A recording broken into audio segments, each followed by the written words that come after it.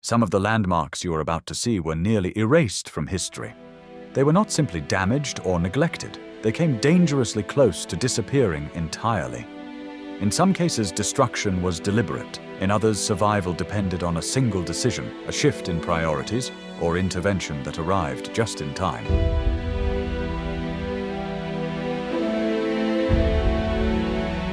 This list is not ranked by beauty or popularity. It is ranked by how close each site came to being lost forever. By the end, you will see one structure that survived not one moment of destruction, but centuries of it. Ready? Let's roam. Number 10. Eiffel Tower. The Eiffel Tower was never designed to last.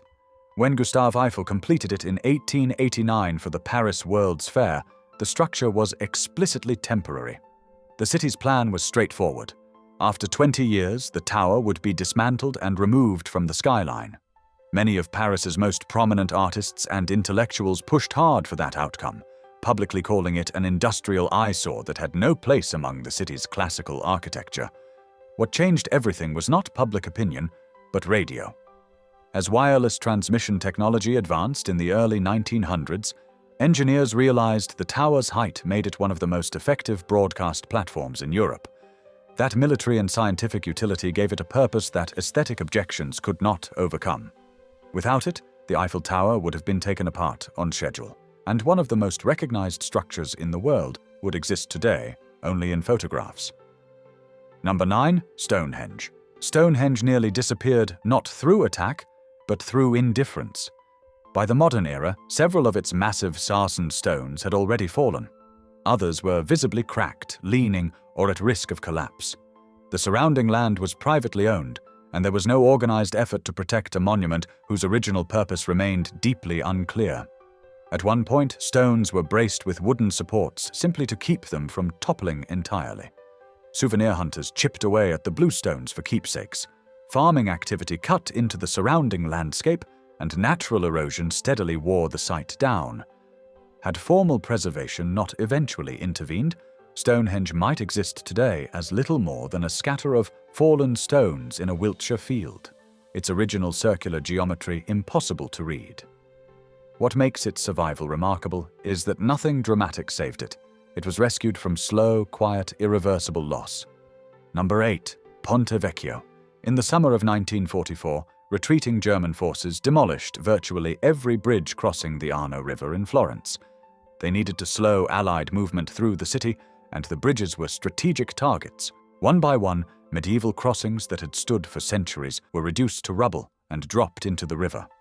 The Ponte Vecchio, built in its current form in 1345 and lined with goldsmith shops that have operated there for centuries, was the single exception.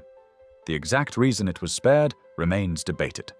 Some historians point to a direct order from Hitler himself, who had visited Florence years earlier. Others suggest local negotiation or simple logistical decisions played a role. What is clear is that its survival was an anomaly inside a coordinated campaign of destruction. Had it gone down with the others, Florence would have lost the oldest and most complete example of a medieval bridge in Europe. Number 7. Brandenburg Gate. The Brandenburg Gate was built in 1791 as a symbol of Prussian power, and for most of the 20th century it stood as a symbol of something far darker. Damaged during the Second World War, it was then left stranded in the no-man's land between East and West Berlin when the wall was constructed in 1961. For nearly 3 decades, it was unreachable from either side, stripped of function, and surrounded by armed borders. In the years following the war, many structures connected to German imperial or Nazi-era symbolism were torn down deliberately. The gate could easily have been removed as part of that process. Instead, it was left standing, largely because of its position inside the death strip, where intervention of any kind was complicated. That accident of geography kept it intact long enough for the wall to fall in 1989 and for the gate to be redefined entirely. Its survival allowed it to become the defining image of German reunification, but that outcome was never planned. It depended on decades of restraint during moments when demolition would have been simpler. Number 6. Sagrada Familia. The Sagrada Familia in Barcelona took more than 140 years to build, and it came very close to never being completed at all. Antoni Gaudi spent the last years of his life entirely devoted to the project, sleeping on site and refusing other commissions. When he died in 1926, struck by a tram on a Barcelona street, no one else fully understood his vision. The plans he left behind were extraordinarily complex, organic in form, and unlike anything in architectural history. Then, during the Spanish Civil War in 1936, anarchist rioters burned his workshop. Original drawings, plaster models, and structural calculations were destroyed. The loss was catastrophic. What survived was a collection of fragments, partial photographs, and broken models that had to be physically reassembled piece by piece. The cathedral you can visit today is the result of reconstruction built on those remnants. Construction continued for nearly a century after that fire, finally reaching a milestone that once seemed impossible.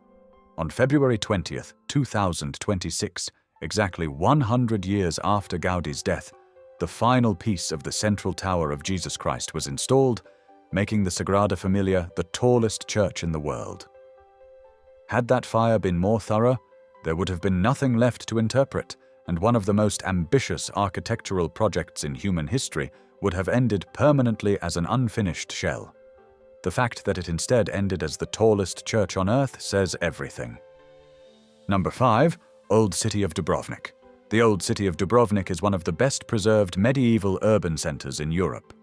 Its limestone walls, Baroque churches, and marble-paved streets have stood largely intact since the 17th century. In October of 1991, Yugoslav army and naval forces began shelling the city from the surrounding hills and from the sea. Buildings inside the walls were struck repeatedly. Roofs burned. The Stradun, the main limestone thoroughfare that has served as the city's central artery for centuries, was scarred and damaged. The bombardment was documented extensively on camera, which drew intense international attention. That coverage helped accelerate a coordinated UNESCO-led restoration effort that began almost immediately. But sustained shelling against such a concentrated area of historic stone construction could have caused irreversible structural collapse throughout the Old Town. Without international intervention, the medieval city that attracts over 1 million visitors a year today might have been permanently lost. Number 4. Warsaw Old Town. Warsaw Old Town was not damaged, it was erased. Following the Warsaw Uprising of 1944, occupying forces conducted a systematic, deliberate campaign to destroy the Polish capital block by block. Special demolition teams moved through the historic center with orders to level it entirely. By the end, more than 80% of the Old Town had been reduced to rubble. What existed afterward was not ruins. It was a flat, ash-covered void. The decision to rebuild was not obvious or automatic. It required political will, international support, and an extraordinary archive of pre-war documentation, including the paintings of Bernardo Bellotto, whose 18th-century cityscapes of Warsaw were used almost like blueprints. Reconstruction took decades. Today, the Old Town is a UNESCO World Heritage Site, recognized not only for its architecture, but for what it represents, the deliberate reconstruction of a city that was deliberately destroyed. Number 3. Frauenkirche. On the night of February 13, 1945, Allied firebombing reduced much of Dresden to ash. The Frauenkirche, a sandstone Lutheran church completed in 1743 and considered one of the finest examples of Protestant Baroque architecture in Europe, burned for 2 days before its dome collapsed under the heat. What remained was a blackened mound of stone at the center of the city. For 50 years, the ruins were left exactly as they had fallen. In East Germany, the rubble was officially preserved as a war memorial, a visible reminder of destruction rather than a site of recovery. Only after German reunification in 1990 did serious reconstruction begin, funded largely through international donations, including significant contributions from Britain and the United States. Builders catalogued and numbered thousands of original stones, incorporating as many as possible back into the structure. The rebuilt Frauenkirche was consecrated in 2005. Had the political and financial conditions after reunification been different, it could have remained a ruin indefinitely. Number 2. The Parthenon. The Parthenon stood on the Athenian Acropolis for more than 2,000 years before a single moment nearly finished it. Built between 447 and 432 BC as a temple to Athena, it survived conversion to a Christian church, and then to a mosque with its basic structure largely intact. In 1687, a Venetian fleet was besieging Athens, then under Ottoman control. The Ottomans had stored gunpowder inside the Parthenon, using its thick marble walls as protection. A Venetian artillery shell penetrated the roof and ignited the stockpile. The explosion blew out the central section of the building, collapsed columns, and scattered sculptures across the hillside. What you see on the Acropolis today is a fraction of what existed before that single shell. Had the explosion been larger or the surrounding walls less substantial, the Parthenon might have been reduced entirely to foundation stones. Number 1. The Colosseum. The Colosseum is the most visited ancient monument in the world. It is also one of the most thoroughly dismantled. Completed in 80 AD under the Emperor Titus, it once held up to 80,000 spectators for gladiatorial games, animal hunts, and public spectacles. Then the centuries turned against it. Earthquakes in 847 and 1349 collapsed major sections of the outer wall. Medieval nobles converted portions of the interior into fortified housing. For hundreds of years, the Colosseum was used as a quarry. Marble seating was stripped out. Travertine stone was cut from the outer arches and hauled away to build St. Peter's Basilica, the Palazzo Venezia, and countless other structures across Rome. Iron and bronze clamps that held the stonework together were pried from the walls, leaving thousands of pockmarks still visible today.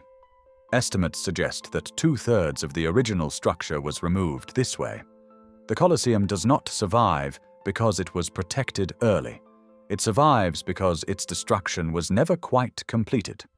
Every time you walk through one of those arched corridors, you are passing through what remains after centuries of dismantling, earthquake, and neglect. That it still stands at all is the real story.